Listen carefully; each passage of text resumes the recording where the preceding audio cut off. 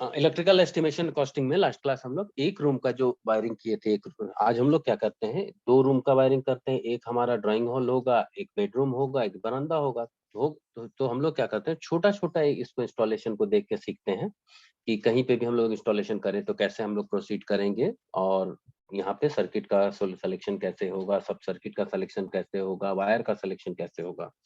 तो सबसे पहले जो एक एग्जांपल है, हम उसको यहाँ पे बना रहे हैं और उसमें हम लोगों को क्या-क्या फाइंड करना है वो हम बता रहे हैं।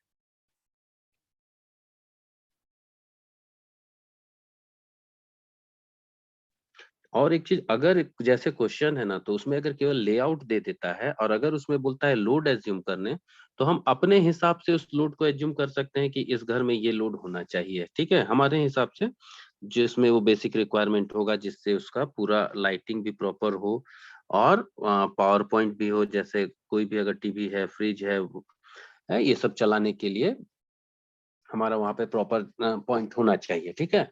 तो अगर हमारा पोजीशन दे दिया है लाइट का, तो हमको तो भाई कस्टमर के हिसाब से काम करना है, उसी पोजीशन पे हमको इंस्टॉल करना होगा।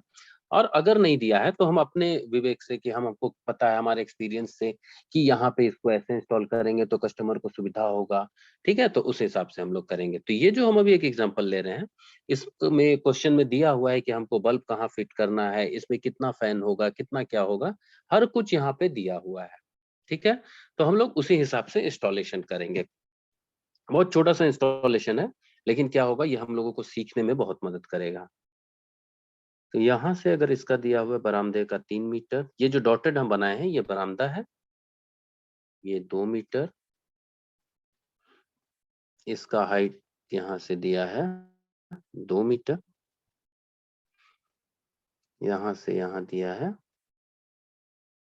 4 मीटर। इस रूम में ये बोलता है एक बल्ब यहाँ डाल दीजिए, एक बल्ब यहाँ डाल दीजिए, एक फैन हमको यहाँ दे दीजिए, डिस्ट्रीब्यूशन बोर्ड बोलता है यहाँ चाहिए। इसके बाद स्विच बोर्ड का पोजीशन हमको यहाँ दिया हुआ है, ठीक है। फिर यहाँ पे ये सेंटर पे हमारा डोर है, ठीक है।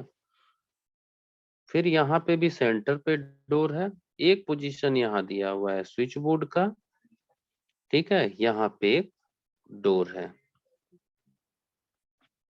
ठीक है। तो ये जो क्वेश्चन हमारा है, इसमें एक घर का लेआउट हमको दिया हुआ है, इसमें बोला है कि हमको सिर्फ लाइट पॉइंट यहाँ लगाना है, फैन लगाना है, बल्ब लगाना है, और यहाँ पे क्या करना है कि हमको और कुछ भी नहीं चाहिए, पावर पॉइंट नहीं चाहिए।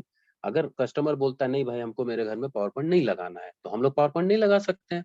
कस्टमर बोलेगा नहीं मेरा डिस्ट्रीब्यूशन बॉक्स हमको यहाँ चाहिए, हमको वहीं लगाना पड़ेगा।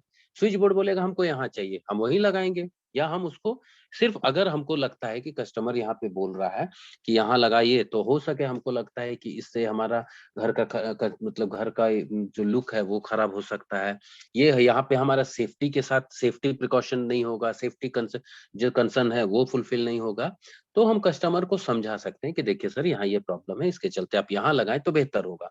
लेकिन अगर कस्टमर उसके बाद बोलता है कि नहीं भाई हमको यही चाहिए, तो हम क्या करेंगे, चलिए आपके हिसाब से इंस्टॉल करेंगे।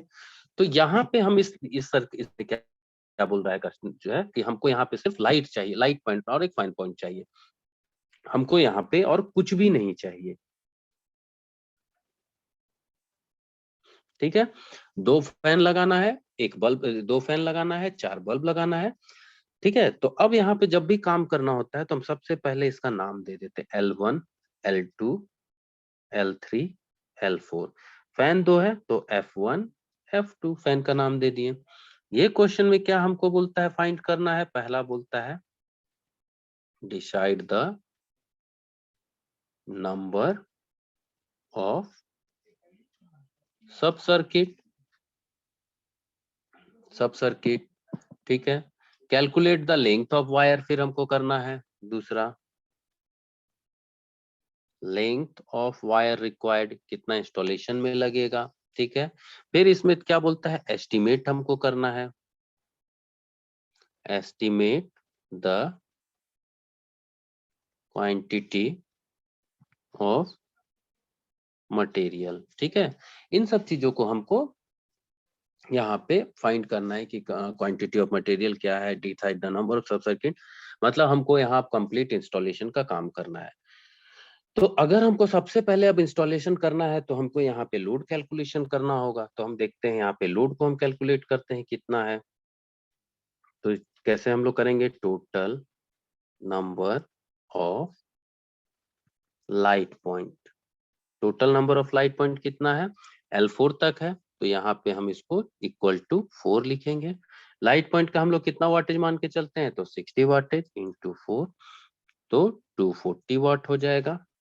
फिर क्या करेंगे, total number of fan point करेंगे। फैन पॉइंट कितना है, 2 है। फैन का टोटल वाटेज कितना हो जाएगा, 100 इंटू 2 इक्वल टू 200। ठीक है, अब हम यहाँ देखते हैं टोटल लोड निकाल लेते हैं भाई, कितना है यहाँ पे टोटल लोड। तो ये हो जाएगा 240 प्लस 200 इक्वल टू 440 वाट। ठीक है, total number of light and fan point कर लो। Total number of light slash fan point, तो 4 प्लस 2 इक्वल टू 6। अब हम क्या देख रहे हैं कि हमको क्या बोला जाता है कि according to Indian electricity rule, according to IE rule, separate circuit होना चाहिए। सेपरेट सर्किट होना चाहिए किसका, तो पावर और एंड लाइट। तो हम देख रहे हैं यहाँ पावर लोड तो है नहीं, तो हमको सिर्फ एक लाइट लोड के लिए चाहिए। दूसरा कंडीशन क्या हमारा बोलता है, मैक्सिमम नंबर ऑफ आउटलेट 10 होना चाहिए या 800 वाट होना चाहिए। तो हम देख रहे हैं यहाँ पे मेरा कितना है, टोटल हमारा 6 है और ये हो रहा है 440 वाट। 440 वाट, ठीक है। तो अब यहाँ पे हमारा टोटल नंबर ऑफ सब सर्किट रिक्वायर्ड कितना हो जाएगा, तो टोटल नंबर ऑफ सब सर्किट हमारा 1 होगा, क्योंकि हमारा एक सर्किट से इस इंस्टॉलेशन को हम आसानी से कंप्लीट कर सकते हैं। तो अब देखिए यहाँ पे टोटल नंबर ऑफ सब सर्किट इक्वल टू 1। ठीक है, टोटल नंबर ऑफ सब सर्किट यहाँ पे, तो यहाँ पे कितना हमको सब सर्किट चाहिए, एक सब सर्किट में हमारा जो सर्किट है उसका इंस्टॉलेशन का काम हो जाएगा। ठीक है, तो अब हम क्या कैलकुलेट करते हैं, साइज ऑफ वायर कैलकुलेट करते हैं। साइज ऑफ वायर का मतलब किस करंट कैरिंग कैपेसिटी के लिए हम वायर लगाएंगे। तो यहाँ जो हमारा वायर है कितना वाटेज आ रहा है हमारा, 200 प्लस 200, तो हम यहाँ पे क्या करते हैं 440 डिवाइडेड बाय 240 कर देते हैं। तो ये मेरा लगभग 2 एम्पेयर के आसपास आएगा। ठीक है, अप्रोक्स आता है 2 एम्पेयर, हम लिख देते हैं। ठीक है, अब जो हम इंस्टॉलेशन करेंगे यहाँ पे, तो जो वायर हमारा होगा उसका minimum current carrying capacity 2 ampere होना चाहिए। ठीक है, मार्केट में अब इसके ऊपर का, जस्ट इसके ऊपर का जो भी वायर अवेलेबल होगा हम उससे क्या करेंगे, यहाँ वायरिंग कर देंगे। ठीक है, अब इसमें हम लोगों को यहाँ पे इसके 2 एम्पेयर का वायर नहीं मिला, ठीक है, इसके ऊपर जो भी अवेलेबल होगा वायर हम लोग उससे इंस्टॉलेशन का काम करेंगे। लेकिन मिनिमम यहाँ पे रिक्वायरमेंट हमारा क्या होना चाहिए, 2 एम्पेयर। ठीक है, अब एक चीज आ जाओ, अब हम लोग जो डिफरेंट डायग्राम सीखे थे, इंस्टॉलेशन प्लान हम लोग पहले बना लेते हैं कि हम लोग इसको कैसे इंस्टॉल करेंगे। ठीक है, इंस्टॉलेशन प्लान, हम लोग जितना वेरियस डायग्राम यहाँ देखे थे सभी डायग्राम को हमको यहाँ पे बना के रखना होगा। इंस्टॉलेशन प्लान में एक्चुअली बताएगा कि हम किस किस पाथ से यहाँ पे फॉलो करते हुए पहुंचेंगे अपने हर इक्विपमेंट के तक।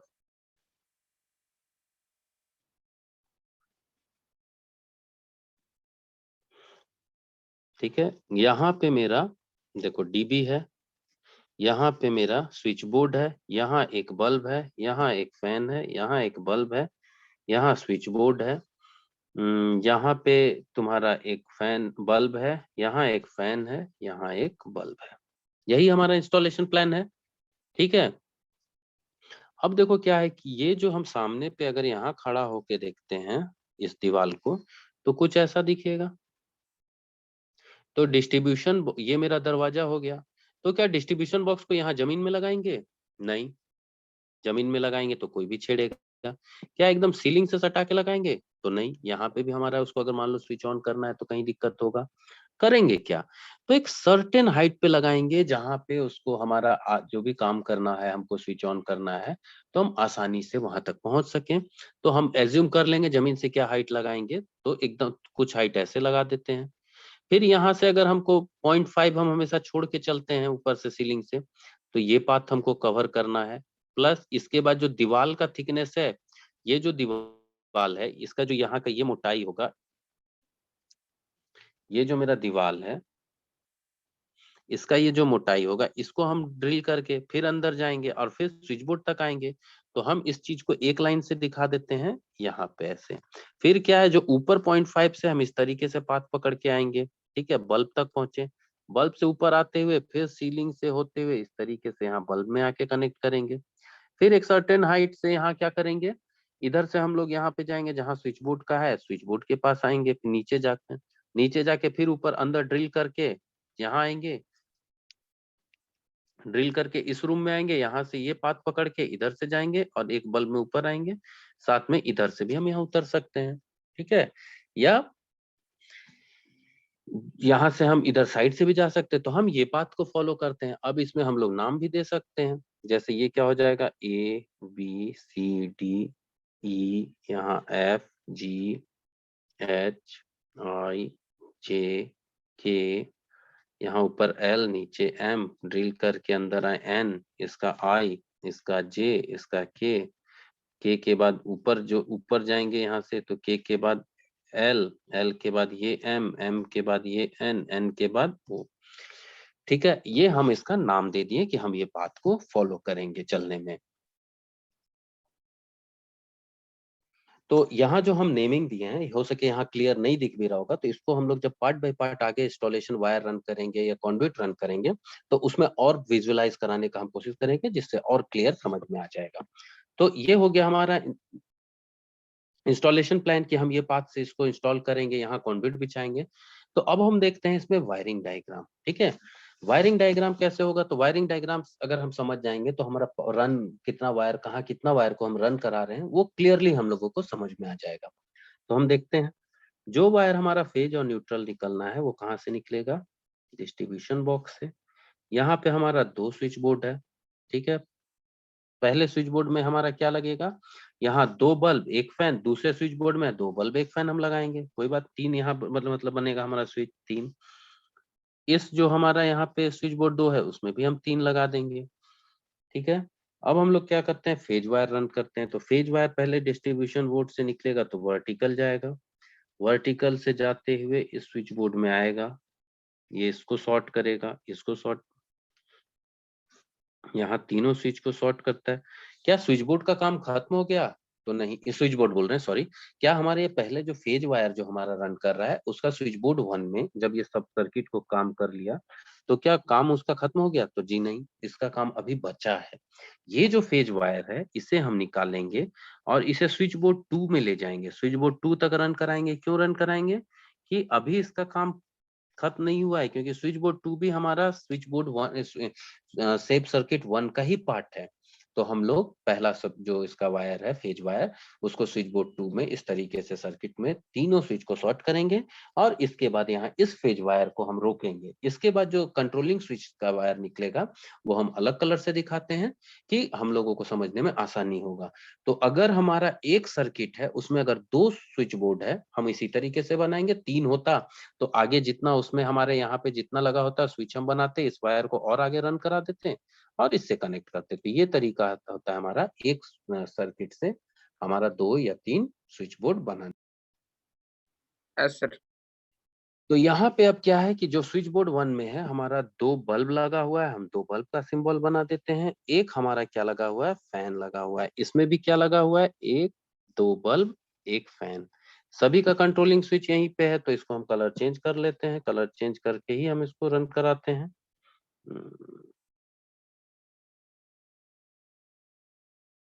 नहीं, फेज को इसी कलर से ही रहने देते हैं।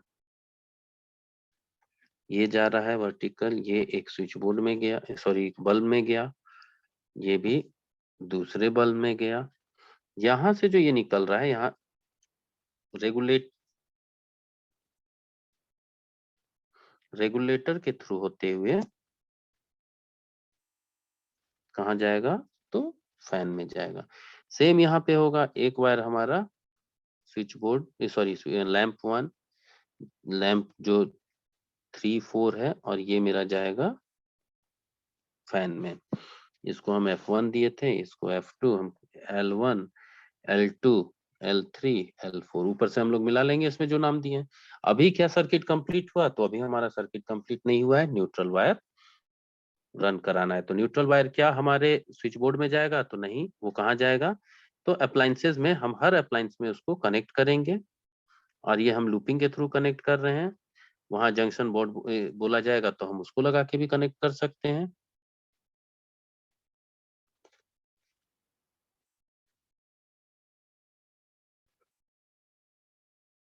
ये लास्ट वायर कंप्लीट। तो ये हमारा वायरिंग डायग्राम हो गया।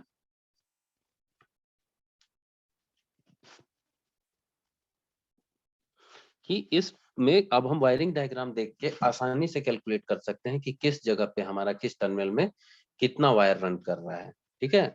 और इससे अब हम आसानी से यहाँ कैलकुलेट कर सकते हैं कि वायर कितना कंज्यूम होगा। लेकिन अब हम लोग क्या करेंगे, यहाँ पे पहले कंडुइट बिछाएंगे, इसमें कंडुइट कितना कंज्यूम हो रहा है वो देखेंगे।